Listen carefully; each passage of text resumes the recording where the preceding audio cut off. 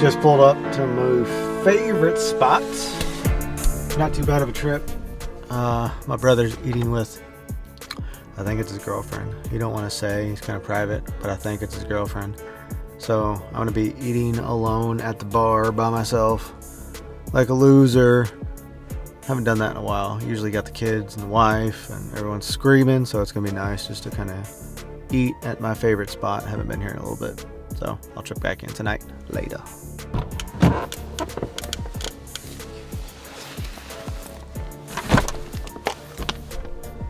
What's up, YouTube?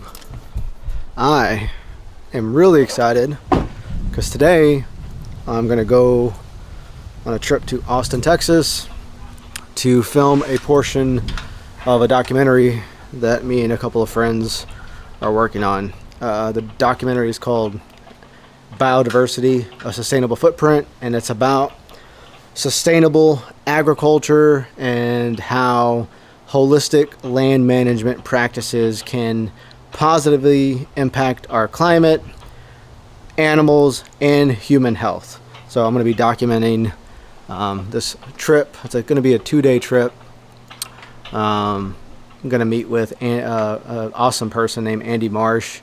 She's a soil scientist, and she helps ranchers and land stewards transition away from conventional agriculture methods into more sustainable agriculture practices. And then we're also going to a pecan farm to talk about the methods that this farmer is using that is making his place more sustainable. So I'm really excited about this. This is my passion project that I've been working on. I've been spending a lot of time talking to land stewards, scientists, just a whole number of different people on the podcast. And then this kind of like it sparked my interest, wanting to know where my food was coming from and how my food was growing, and this food I was giving to my kids, and was it really good? Was it the best type of food that I could possibly get?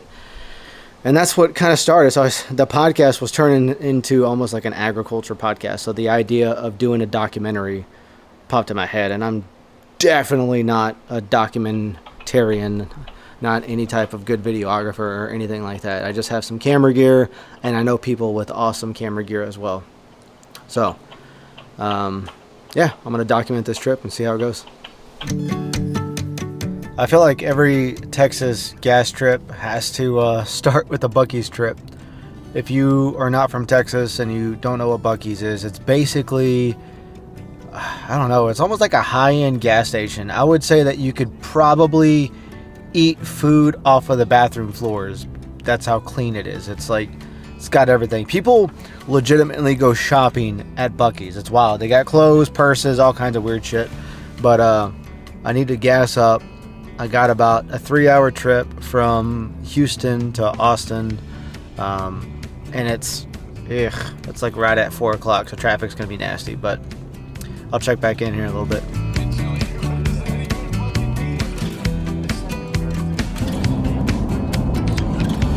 I've been on the road for about a little over an hour, and I am always really excited to eat pluckers when I get to Austin. I never really venture out and try anything new.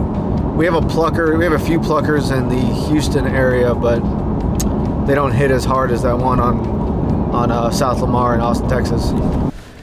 Okay, so ate some pluckers, made it to my little brother's house, and yeah, I'm gonna chill out. It's a little before 8:30.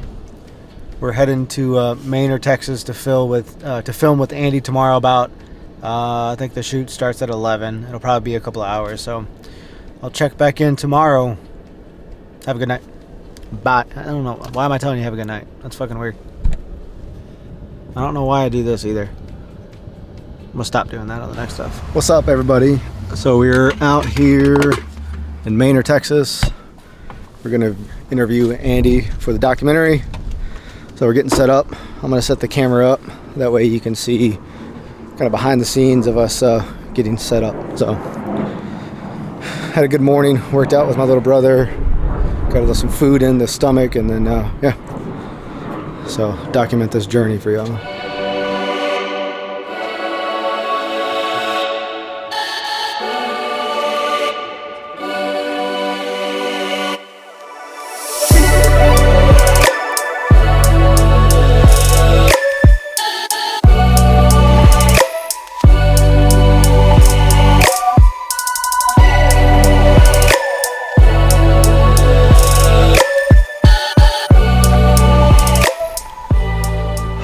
we're back in Dripping Springs. We wrapped up the first day of shooting with Andy, and it was really spectacular. Andy's an amazing person, and she's really able to beautifully articulate how healthy soil impacts everybody and make it personal for people, and really kind of help visualize how healthy soils impact our everyday lives. And it was really awesome. I had a really fun shoot.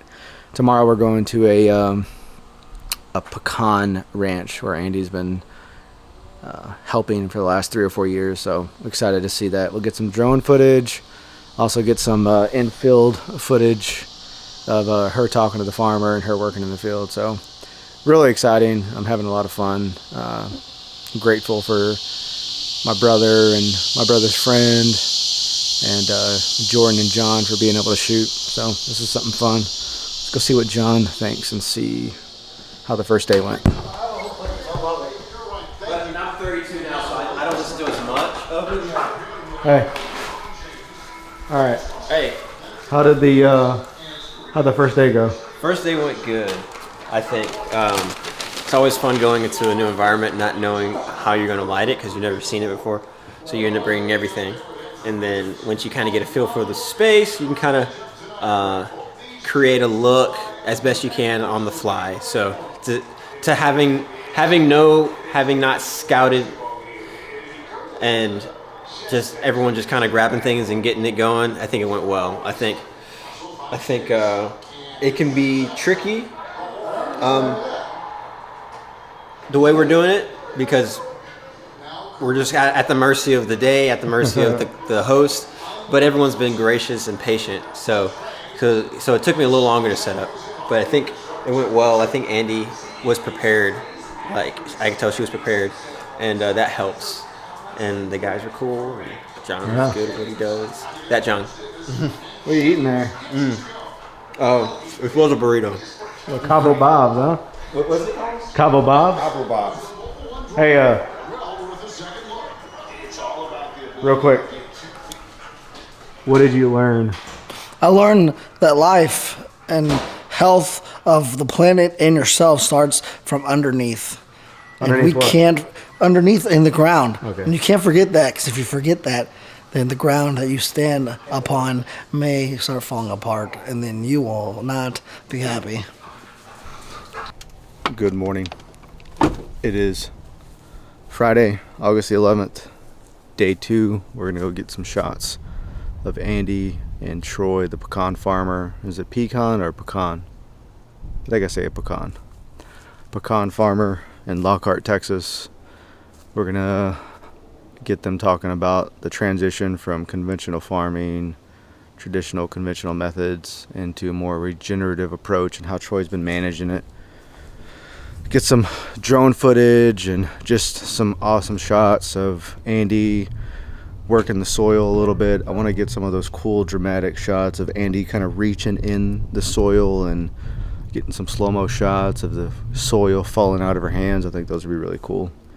And then I also hope there's rows of trees, of pecan trees, where I can get up. I can take the drone up high, fly over Andy and Troy as they're walking and talking. Maybe get Troy on a little buggy or something and get some cool shots of the place.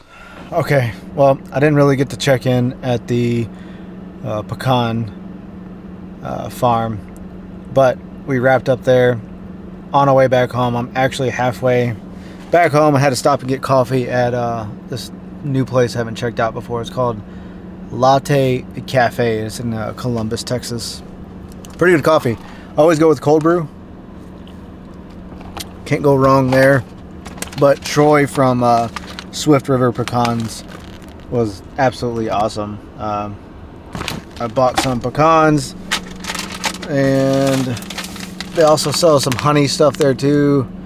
And he also makes pecan cooking oil. I've never actually tried or even heard of that, actually. So I'm gonna make some food this weekend with cooking oil, with pecan oil.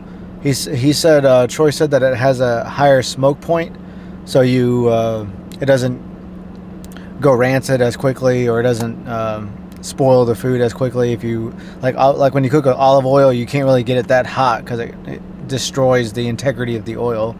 But it doesn't do that with pecan oil. I think he said 450 degrees is what he said. But anyway, it was an awesome trip. That dude has a wealth of knowledge about obviously pecans, but transitioning his operations from conventional one into a more regenerative approach.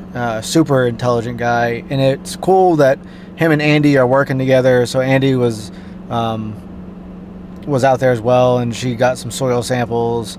They're making their own compost out there to use on their land, and everything is done in the land. So if they cut trees down, or if trees fall, pecan trees, they use everything.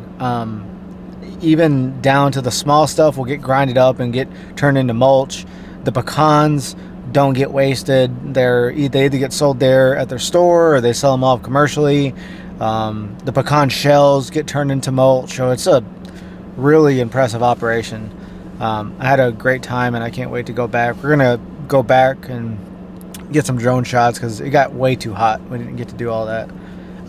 We also want to film some stuff in Andy's lab, her office area, and we also want to try to make it out to Rome Ranch and get some more drone shots and get some shots of the bison. So I had a great time. I'll try to do this more often. Like I said, we film probably once or twice a month. Just depends what we have going on. It's hard to work with everybody's schedule, but I had fun. Hope you enjoyed this video. Make sure to follow Biodiversity, the documentary, on Instagram. If you search up Biodiversity, a sustainable footprint, that's going to be the name of the documentary. And yeah, we're kind of documenting our progress and our journey on Instagram. So check us out there. I hope you enjoyed the video. I'll check back in. Bye.